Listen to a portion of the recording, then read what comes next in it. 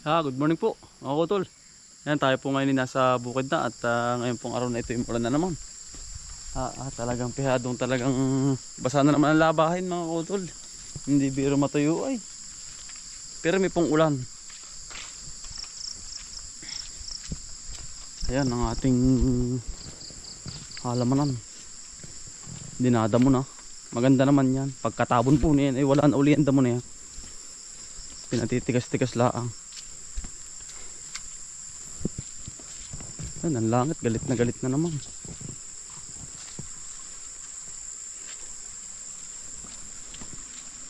Mukhang matigas na mga kautol eh.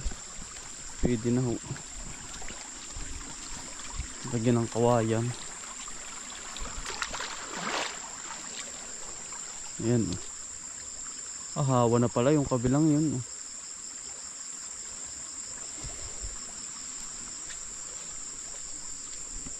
Matigas na. Pwede na pong pasakan yan. Pagkapasak po nilalagyan ng chicken manure, pwede na po yung taniman. Gagayak na rin natin lahat.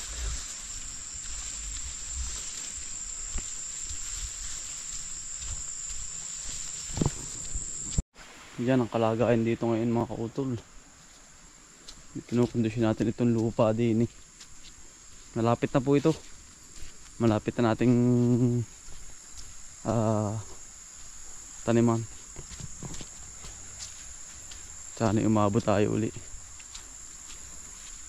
Kondisyon na po ito. Kaya nga lang talagang nahanap lang tayo ng tiyempo ng tanim para mabagatan natin uli yung magandang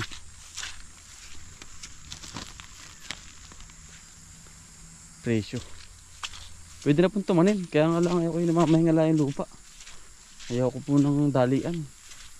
At alam mo nyo mga kuto, masisira ang ating diskarte. Pwede na ho. Ito lang. Kaya lang kapag umulan na, ay sigurado kung dire-diretso ang ulan na yan. Pagkita mo pong dumadamo na yung ganito, maganda na mga kautol. Nalabas na yung kanyang acid.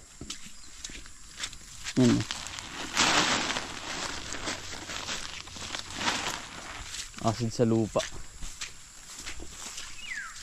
May kondisyon na po lahat. Nag-aantay lang talaga tayo ng pagkakataon taniman ito.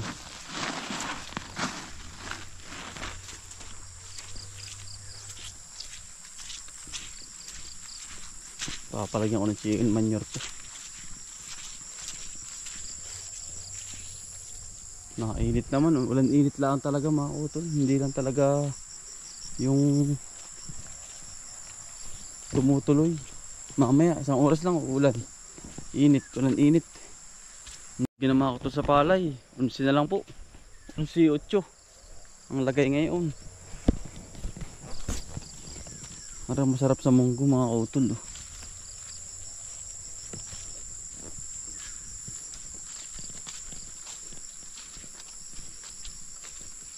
Mararaos po ito mga utol. At atin lang kinokondisyon. Mahirap kapag kasi ano na mga utol, yung banat ng banat eh. Mahihirapan tayo dun. Baka mamaya magsisi tayo sa bandang huli. Ano po, maganda naman ang kondisyon eh. Yan, dito naman tayo sa talong. Talong po, pruningin na rin yan. Pagka pruning niyan, bakbak na uli ang utol. Pagagandahin na natin yan. Update ko naman kayo mga utol sa ating sili. Sili sa halamanan. May talim naman tayo, kaya nga lang air lang muna. Hindi po tayo tumanim ng madami dito sa kabila. Kinukondisyon nga natin.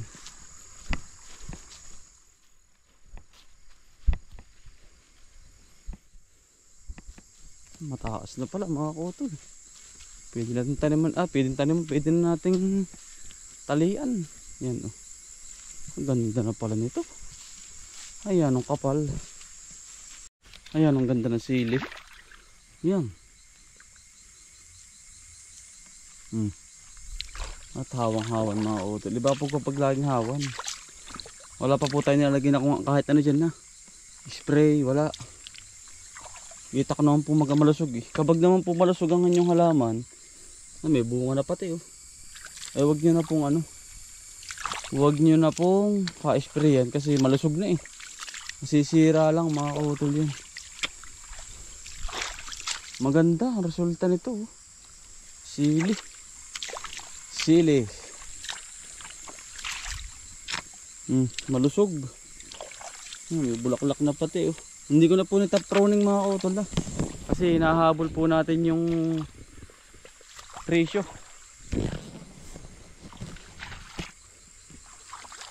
Eh sana yung umabot. At dahil ito nga ano siya, malusog, matataas.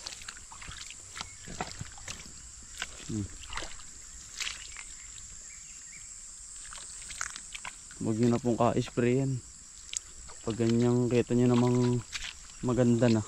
Ang pababa maganda naman mga utol. At isa pa yan, nabusarga yan. Nabusarga. Kumbaga yung po bang nakapal ang sili.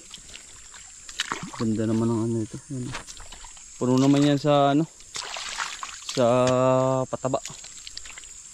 Maglalagay na rin tayo ng net dito sa kabila para may pipino tayo, may sili tayo. Dire-diretso po yan. Yan, maganda. Talagang nasa kamay din mga utol. Ang ganda ng halaman. Maganda. Hindi naman tayo sa kabila. Ito hindi ko binababaan mga utol. Sinisilip ko lang dun sa may kubo. Kung ayos ba naman. Kita ko naman na maganda. Yung katawan malusog. Isang abuno pa yan mga utol. Pag nagpangalawa na yan, mas maganda yan. Dito naman tayo sa kabila, sa taas. Isang tubig eh. Ay ito maganda. Utol. Talagang pare-parehas. Ang lago. Yan. Ganda nito oh. Lago. Lalaki. Ang ganda ng dahon. Malinis, mas malusog ang ano nila mga utol ng paglaki. Yan. Ang ganda ng pamumuno nila oh. Malusog. Tapos niyan mga utol, tayo niyan ay di ganareo. Maglalagay tayo ng net sa Lunes. Diretso na ho yung pipino niyan. Habang lumalaki yan, tatanim tayo ng pipino. Dire-diretso na po yan. Wala na tayong aantayin pa na tanim. Pero yun ay ano, uumpisahan ko Nobyembre mga utol. Nobyembre, abot ng Disyembre.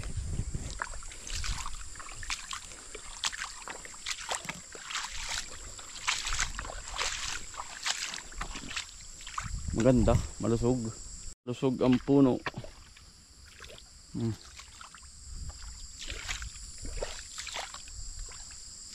Isa pa maganda mga utol kung ayaw yung gumamas. Interline. Yan dito. Maganda ang sa talong. Pang spray, hindi na nakakamatay. Subok na po yun.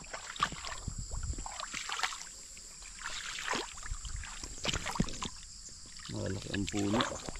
Basta patriot mga utol. First time kong magtatanim dito mga utol sa field, sa kagantong mainit. Kasi nung naka-experience tayo ng patriot dun sa may lilom, mukhang mas maganda rito. Kasi unang sikat ng araw, ayan, dyan ang gagaling. Diretso agad sa puno. Yun ang kagandahan sa halaman. Lahat naman po ang kinagaganda ng halaman ay sa araw. Sisikatan.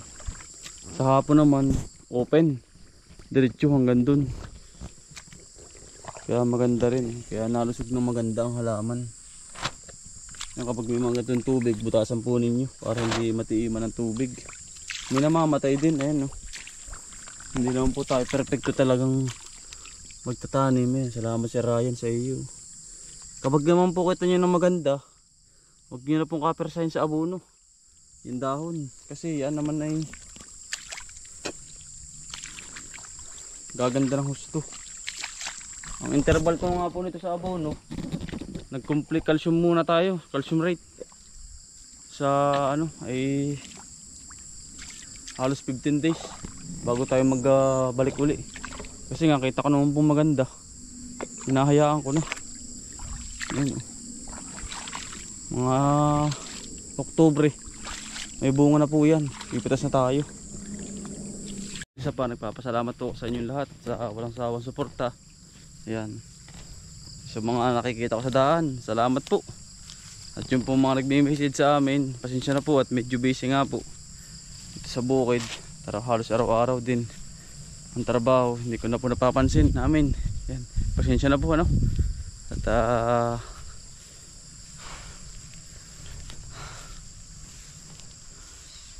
sa inyong mga message na komento, sinusunod naman po namin mga utol. Yan, ito yung spray natin ng Interline. Mura lang ho yun para makatipid kayo. Kung gusto nyo makatipid, subok na po yun sa ganitong damo. Ito naman mga utol, tatanim ko ito ng ano, kabang talong papaya. Lahat ng space na yan para hindi ho sayang.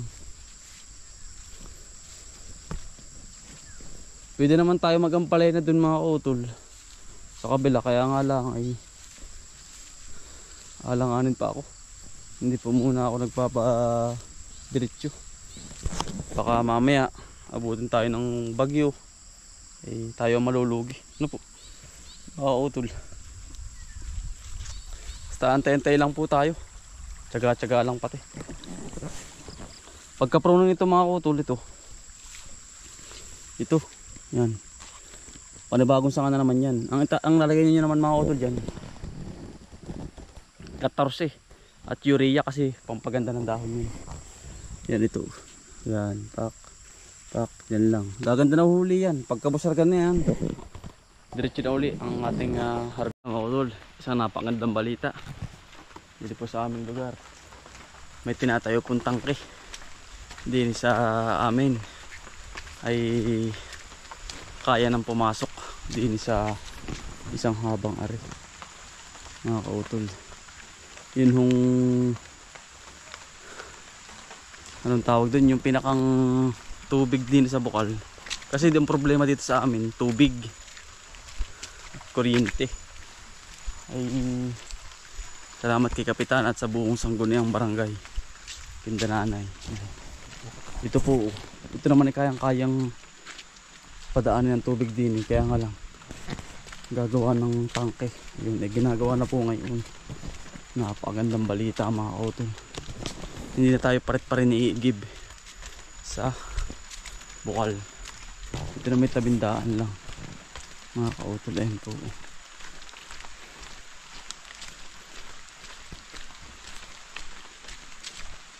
ayan mga kautol. Good morning po mga tasyo. Amoy durian na naman po din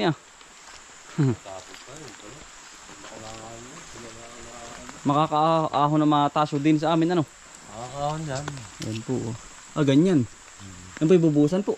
Bubusan pa rin. Kasi mag-uukay doon sa part doon sa taas. Saan po itaas? Doon sa may dapian doon. Ay, sa may dating mahirap na daan po. Tapos kalilim yan. ayun. Hindi na po, diretso na po sa amin yan. Diretso po sa amin ano. Yan, ari po, ang lakas naman. Tamo po, ang lakas naman po mga tasyo ko yan. Yan po. Mataas nga lang po talaga ano. Ay, paano pong linya nun? Paano po yan? Mataas po ba yan? Wala namang pressure na tubig yan eh. Paano po yung mataas yun? Paano po yun? Magdudukal natin. Yung paglinya ng PVC, doon, dudukalin. Pabababain? Oo. Okay. Dumiretso. Dumiretso. Ay, tama. Paon ay. Siya nga. Pero naman eh, mababa pa naman ito kay Saron. Siya nga po. Ayan po, paano po bubusan pa po yan? Bubusan pa ito. Ito. Ayan, para hindi pumatis. Para hindi pumatis. Ayan po, mga utol. Ayan po, meron na po pating ano, 1,000 ka na ito mga tayo. Ay, yung PVC. Yan ay Exit. outlet. Outlet po yan. Oo, ayo. Ayan, Outlet ko. tabi po. Dito po ay ano eh. Oo. Ayan po yung bukal, tabi po. Pag minsan po ay magpa-video rito ay. Naghahakot dun. Kuya Bams, magandang umaga sa iyo. Magandang umaga din. Yun, Yun, kakabog na. kakabog na daw po. Yan po ang pinaka-barako dito sa lahat. Maghahakot si Bambi. Ano lakorte? Ano nga? Hindi pala. Ano nga ba? Palyer. Hindi. Ano nga ba? Palyer. Ano nga ba ka Bambi? Palyer ba? Apelido mo? Umbre. Ayun. Ang asawa niya. Labado. Alabado pala. Abay, sindalan nga pala yung ano. Pinsan mo sindalan ano? Alan. Bayaw. Ano ba yun? Ano ba? Sindalan. Palyer ba? Oo. Bilas ko yun. Bilas ang tawag. Ayun. Hindi ko bayaw yun. Marami pa kay Bams. Dami pa ano. Biyahe na lang. Ilan na? Dalawa. Dito daw utol mag-ano? Maglalagay ng hukay. Saan ba? Dito daw utol sa dapitang ito. Para dumiretso diyan utol paatin. Ano maganda na ano utol? Oo. Ayan. Banayag. Banayag po. Kapag po nandito panayag na. Tiis-tiis lang po. Baka mong maho. Ay po hanggang din eh. Kaya utol. Kaya yan. Kaya ano. Pag bunusok pala din yan, bilis lalo din. Yan. Sa babang are ano. Oo. Mas mabilis. Huwag na mabarahan yung tubo. Siya nga. Mga dapat makakatubig na. Hindi na igib ng igib. Yan lang mga utol. Bali, may nakabang na rin mga tubo rito. Papunta sa bahay yan. Yan po. Saka sa barangay. Kaya sana maabot yung tubig dito. Yan po. Ito yung barangay namin. Ito yung bahay namin. Magkatapat lang. Aahon po yan. Mula hanggang dun hanggang dito. Tubig. Yan. Ito mga utol. Ayos na rin yan. Papunta rin sa Awahay. Sana makaabot din yung mga utol yung tubig. Kaya mga utol, maraming salamat po sa inyo. Sipag na po siya, boy probinsya. Bye.